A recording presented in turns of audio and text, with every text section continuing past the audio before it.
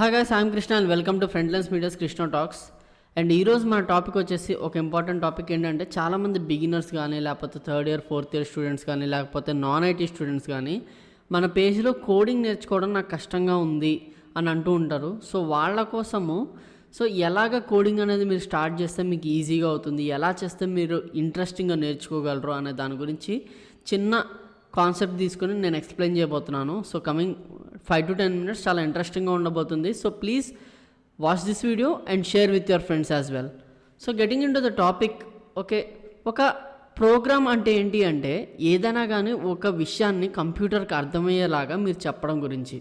So మీరు ఏదైనా ఒక ప్రోగ్రామ్ తీసుకున్నారు, ఫర్ సపోజ్ ప్రైమ్ నెంబర్ తీసుకున్నారు అనుకోండి, లేకపోతే అడిషన్ ఆఫ్ 2 నెంబర్స్ తీసుకున్నారు అనుకోండి. అక్కడ మీరు ఏం చేస్తున్నట్టు, ఒక 2 నెంబర్స్ని యాడ్ చేస్తున్నారు, దాన్ని అర్థమయ్యే రకంగా మీరు కంప్యూటర్కి తెలియజేస్తున్నారు. ఓకే, అంటే మీరు 2 + 3 చేస్తే 5 వస్తుందన్న విషయం మీకు తెలుసు. కంప్యూటర్కి అర్థమయ్యే విధంగా ఏ లాంగ్వేజ్లో నేర్చుకోవాలి అనేది మీ ఇష్టం. మీరు జావాలో నేర్చుకోవచ్చు, పైథాన్లో నేర్చుకోవచ్చు, సిలో నేర్చుకోవచ్చు. డిమాండ్ని బట్టి మీరు ప్రోగ్రామ్ నేర్చుకుంటున్నారు. సో ఇక్కడ మేజర్ పార్ట్ ఏంటి అంటే, మీరు 2 + 3 అనే దాన్ని 5 వస్తుంది అనే దాన్ని ప్రూవ్ చేస్తున్నారు. ఒక ప్రోగ్రామింగ్ లాంగ్వేజ్తో మీరు ప్రూవ్ చేస్తున్నారు అంతే. సో ఇక్కడ మేజర్గా మీరు నేర్చుకోవాల్సిన 2 + 3 అంటే 5 అని, అంతేగాని జావానా, సియా, పైథాన్ అనేది కాదు. అది సెకండరీ. అఫ్కోర్స్ అది ఇంపార్టెంటే, బట్ అది సెకండరీ. బట్ మీకు 2 + 3 చేస్తే, అడిషన్ చేస్తే 5 వస్తుందన్న విషయం మీకు అర్థమైతే, అప్పుడు మీరు దాన్ని ప్రోగ్రామింగ్ లాంగ్వేజ్లో ఇంప్లిమెంట్ చేయగలిగితే అది అసలైన ప్రోగ్రామింగ్ అనమాట. సో బేసిక్గా మీకు ఇంటర్వ్యూస్లో కూడా జడ్జ్ చేసేది ఏంటి అంటే, మీకు లాజిక్ ఎంతవరకు అర్థమవుతుంది, ఒక విషయాన్ని మీరు ఎంతవరకు అర్థం చేసుకోగలుగుతున్నారు అనే దాని గురించి. ఓకే, మీరు ప్రోగ్రామ్లో 2 + 3 అంటే 5 అని, ప్రైమ్ నెంబర్ అనే కాకుండా, మీరు ఫర్ సపోజ్ మీ ఫాదర్ ఉన్నారనుకోండి, ఆయన మిమ్మల్ని బయటికి వెళ్ళి పాలు తీసుకురా అన్నారు. ఓకే, అంటే ఒకవేళ వర్షం పడితే బండేసుకుని పాలు తీసుకురా, లేకపోతే నడుచుకుంటూ వెళ్ళి పాలు తీసుకురమ్మన్నారు అనుకోండి, దాన్ని కూడా మీరు ప్రోగ్రాంలో ఇంప్లిమెంట్ చేయొచ్చు. సో ఇప్పుడు మనం ఏం చేద్దామంటే, పర్టికులర్ ఒక ఎగ్జాంపుల్ని, ఓకే, పాలు తీసుకురావడం అనేది ఇక్కడ మీకు ప్రాబ్లం స్టేట్మెంట్ అనమాట. ఓకే, ఒక ప్రాబ్లం స్టేట్మెంట్ అనే దాన్ని మీరు అర్థం చేసుకోవాలి. ఇక్కడ మనం తీసుకున్న ఎగ్జాంపుల్లో ప్రాబ్లం స్టేట్మెంట్ ఏంటి అంటే పాలు తీసుకురావడం. ఓకే, మిల్క్ తీసుకురావడం అనేది ప్రాబ్లం స్టేట్మెంట్. సో ఈ ప్రాబ్లం స్టేట్మెంట్ని డిఫరెంట్ స్టెప్స్ కింద మీరు ఇంప్లిమెంట్ చేసుకోండి. ఓకేనా, డిఫరెంట్ స్టెప్స్ కింద రాసుకోండి. ఓకే, మీ ఫాదర్ ఏమన్నారు, స్టార్ట్ అసలు ఫస్ట్ మీ ఫాదర్ ఏమన్నారంటే పాలు తీసుకురమ్మన్నారు. Okay, milk తీసుకురమ్మన్నారు. ఒకవేళ వర్షం పడితే, ఒకవేళ ఇఫ్ అంటే ఏంటి, ఒకవేళ అనే కదా, ఒకవేళ అంటే ఇఫ్. ఓకే, ఒకవేళ వర్షం పడితే బైక్ మీద వెళ్ళు, లేకపోతే అంటే ఏంటి, ఎల్స్ అంటే లేకపోతే. ఓకే, లేకపోతే నడుచుకుంటూ వెళ్ళమన్నారు. ఓకే, ఇంతే కదా, ప్రాబ్లం స్టేట్మెంట్ ఇదే కదా. సో మీరు దీన్ని ఏం చేస్తారు, ఫైనల్గా మీరు పాలు తీసుకొస్తారు. అవుట్పుట్ ఏమొస్తుంది అంటే, మీకు వర్షం పడిందో లేదో కూడా మీరు కంప్యూటర్కి మీరు చెప్పేయాలన్నమాట. బేసిక్గా ఒక ప్రోగ్రాంలో మనం ఆన్సర్ ఇస్తాము, క్వశ్చన్ ఇస్తాము, ఏం ప్రింట్ కావాలో కూడా చెప్పేస్తాము. సో ఇక్కడ స్టార్ట్ చేసాము, మీ ఫాదర్ ఇఫ్ అంటే వర్షం పడకపోతే బండి మీద నడుచుకుంటూ వెళ్ళమన్నారు, వర్షం పడితే బండి మీద వెళ్ళమన్నారు, ఇవన్నీ బాగానే ఉన్నాయి. సో అవుట్పుట్ ఏంటంటే, వర్షం పడింది కాబట్టి బైక్ మీద వెళ్ళాను అనేది అవుట్పుట్. సో ఈ చిన్న ప్రాబ్లం స్టేట్మెంట్ మీకు క్లియర్గా అర్థమైంది కదా. దీన్ని ఇప్పుడు మనము పైథాన్లో ఇంప్లిమెంట్ చేసాము అనుకుందాం. ఓకే, పైథాన్లో ఇంప్లిమెంట్ చేశాను అనుకుందాం. పైథాన్లో ఏం చేస్తామంటే, చాలా ఈజీగా పైథాన్లో ఒకవేళ రైనింగ్ అనేది ట్రూ అనుకుందాం మనం. ఓకే, రైనింగ్ అనేది ఒక true statement. Okay, next if raining. Okay, if raining అనేది తీసుకున్నాం అనుకోండి, print go by bike if it is raining. Okay, go by bike if it is raining. Else print go by walk. అంటే ఈ programme పైథాన్లో మనం implement చేసాము అనుకోండి, పైథాన్లో మీరు రాశారనుకోండి. So మీకు అవుట్పుట్ ఏమొస్తుంది అంటే, సింపుల్ లాజిక్. దీనికి మీకు డిఫరెన్స్ ఏముంది చెప్పండి. ఇక్కడ దీనికి డిఫరెన్స్ ఏముంది, ఈ లాస్ట్లో అవుట్పుట్ ఏదైతే రాసామో అది ఇక్కడ రాసాము. ఓకే, వర్షం పడింది కాబట్టి ఇక్కడ ట్రూ అని రాసాము. ఇక్కడ ఇఫ్ అంటే ఏంటి, ఒకవేళ వర్షం పడితే బైక్ మీద వెళ్ళు అని ఉంది. సో ఒకవేళ ఇఫ్ అంటే ఇదే కదా, ఇఫ్ రైనింగ్ వర్షం పడితే బైక్ మీద వెళ్ళు. ఎల్స్ వర్షం పడకపోతే బండి మీద వెళ్ళు. Else go by walk. So same, అంటే మీరు ఒక దాన్ని ఏది అర్థం చేసుకున్నారో అదే మీరు ప్రోగ్రాంలో రాస్తున్నారు. బట్ మీకు ఇక్కడ ఏమర్థం అవ్వాలంటే, ఎక్కడ ట్రూ వాడాలి, ఎక్కడ ఇఫ్ వాడాలి, ఎక్కడ ఎల్స్ వాడాలి, ఇది మీరు ఎగ్జాక్ట్గా ప్రోగ్రామింగ్ లాంగ్వేజ్ ద్వారా మీరు నేర్చుకునేది. అంటే ఒక పైథాన్ కానీ జావా కానీ సి కానీ మీరు నేర్చుకుంటున్నారా అంటే మీకు అక్కడ లాజిక్స్ ఎవరు చెప్పరండి. లాజిక్స్ అనేది మనమే నేర్చుకోవాలి. బట్ ఒక స్టేట్మెంట్ అంటే ఇఫ్ అనేది ఎక్కడ వాడాలి, ఎల్స్ అనేది ఎక్కడ వాడాలి, ట్రూ అంటే ఏంటి, ప్రింట్ అంటే ఏంటి, ఇవన్నీ మనకి ఒక ప్రోగ్రామింగ్ లాంగ్వేజ్ క్లాస్లో నేర్పిస్తారు. సో మనం దీని మీద కాన్సన్ట్రేట్ చేయాలి. అంటే ఒక ప్రాబ్లమ్ సాల్వింగ్ స్కిల్ మీద మనం కాన్సన్ట్రేట్ చేయాల్సి ఉంటుంది. అర్థమైందా?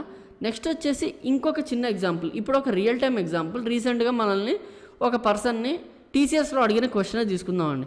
టీసీఎస్లో అతను ఏమడిగాడంటే 233 అని 2 నెంబర్స్ ఇచ్చారు. ఈ 2 నెంబర్స్లో ఏది గ్రేటర్ అనే దాన్ని నువ్వు ప్రింట్ చేయాలంటే మీకు ఒక జనరల్ పర్పస్గా ఒక స్టూడెంట్గా మీకు తెలుసు ఇది ఏ అనుకుందాము, ఇది బి అనుకుందాము. ఓకే, ఇది ఏ అనుకుని ఇది బి అనుకుని 200 ఇది 33. ఇందులో ఏది పెద్దదంటే మీరు ఈజీగా చెప్పేస్తారు కదా 200 పెద్దదని. సో అదే విషయాన్ని మీరు పైథాన్ యూస్ చేసి, ఆఫ్ కోర్స్ పైథాన్ అనేది ఈజీ కాబట్టి ఈ వీడియో తొందరగా అయిపోవడానికి నేను పైథాన్ యూస్ చేస్తున్నాను. సి కానీ జావా కానీ మీ ఇష్టం, ఎందులో అయినా యూస్ చేయొచ్చు. ఓకే, పైథాన్ యూస్ చేసి మీరు ఇదే విషయాన్ని కంప్యూటర్కి అర్థమయ్యేలా చెప్పాలనుకోండి. ఏం చేస్తారు మీరు? బేసిక్గా ఒక ప్రోగ్రామింగ్ తీసుకోండి. ఏ = 200, బి = 33. ఇఫ్ అంటే ఒకవేళ, okay, if B greater than A, print B is greater than A, else print B is not greater than A. Okay, so ఇంతే, ప్రోగ్రామ్ అయిపోయింది. సో ఇక్కడ మీకు ఏమర్థం అవుతుందంటే ఒక లాజిక్ మీరు ఇక్కడ ఏమర్థం చేసుకోవాలి? బేసిక్గా మీకు 200కి 300లో ఏది పెద్దది అనేది మీకు తెలుసు. ఓకే, మీరు దాన్నే ఇక్కడ కంప్యూటర్కి అర్థమయ్యేలాగా 200ని ఏ అనుకుంటున్నారు, 300ని బి అనుకుంటున్నారు. ఇఫ్ అంటే ఏంటి? బి గ్రేటర్ దెన్ ఏ. ఒకవేళ బి గ్రేటర్ దెన్ ఏ అయితే ఇది ప్రింట్ అవ్వాలి. ఎల్స్ ఒకవేళ కాకపోతే ఇది ప్రింట్ అవ్వాలి. బట్ మీరు ఇక్కడ ఏం నేర్చుకుంటున్నారో ప్రోగ్రామింగ్ లాంగ్వేజ్ ద్వారా అంటే ఇఫ్ లూప్ ఎక్కడ వాడాలి, ఎల్స్ లూప్ ఎక్కడ వాడాలి, ప్రింట్ ఎక్కడ వాడాలి, ఇది నేర్చుకుంటున్నారు.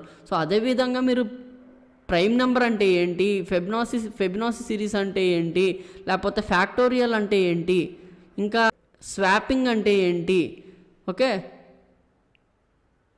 ఇలాంటి వాటి లాజిక్స్ మీరు తెలుసుకున్నారనుకోండి, that is what programming.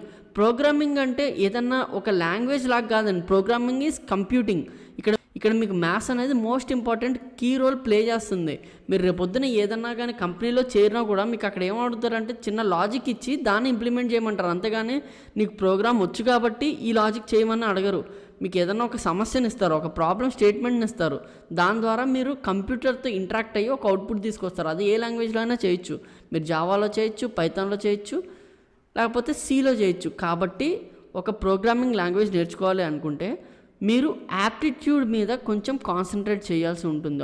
Okay, aptitude కానీ లాజికల్ థింగ్స్ కానీ చేయడం వల్ల మీ ఆలోచన శక్తి అనేది మారుతుంది. సో ఒక ప్రాబ్లమ్ని మీరు ఎలాగ సాల్వ్ చేయొచ్చు అనే దానికి వేస్ ఫైండ్ అవుట్ చేయగలిగితే అప్పుడు మీరు ప్రోగ్రామింగ్ లాంగ్వేజ్ నేర్చుకోవడం వల్ల, ప్రోగ్రామింగ్లోని సింటాక్స్ నేర్చుకోవడం వల్ల మీరు సక్సెస్ అయ్యే అవకాశం ఉందన్నమాట.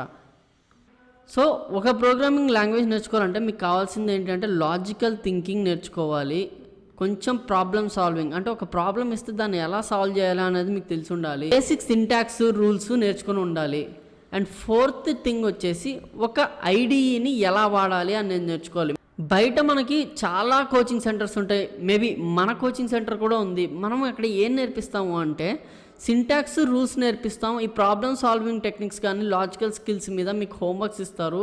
సో మీరు ఈ లాజిక్ తెలుసుకొని ఇలా ఇంప్లిమెంట్ చేయాల్సి ఉంటుంది. అది మీకు కష్టం కాబట్టి మీరు కోచింగ్ సెంటర్స్లో చేరుతున్నారు ఆఫ్ కోర్స్. సో ఈ సింటాక్స్ కానీ ఈ రూల్స్ కానీ నేర్చుకొని ఈ ప్రాబ్లమ్ స్కిల్స్ ఎలా ఇంప్లిమెంట్ చేయాలన్నది నేర్చుకుంటే ఒక ప్రోగ్రామ్ నేర్చుకోవడం అనేది చాలా ఈజీ అనమాట. మేబీ ఒక మెకానికల్ వాళ్ళు, ఒక ట్రిపుల్ వాళ్ళు, ఈసీ వాళ్ళు కానీ ఈ రకంగా ఆలోచించగలిగితే, ఒక లాజికల్ థింకింగ్ అనేది మీరు బిల్డ్ చేసుకోగలిగితే మీకు ప్రోగ్రామింగ్ అనేది కేక్ వాక్ అని చెప్పచ్చు అనమాట. చాలా ఈజీగా మీరు చేసేస్తారు. సో మీరు మీ logical skills, problem solving skills and basic syntax మీద కాన్సన్ట్రేట్ చేస్తే ఒక ఇంటర్వ్యూ అనేది మీరు క్రాక్ చేయడం చాలా easy. So this is for now and I am Krishna signing off. Thank you.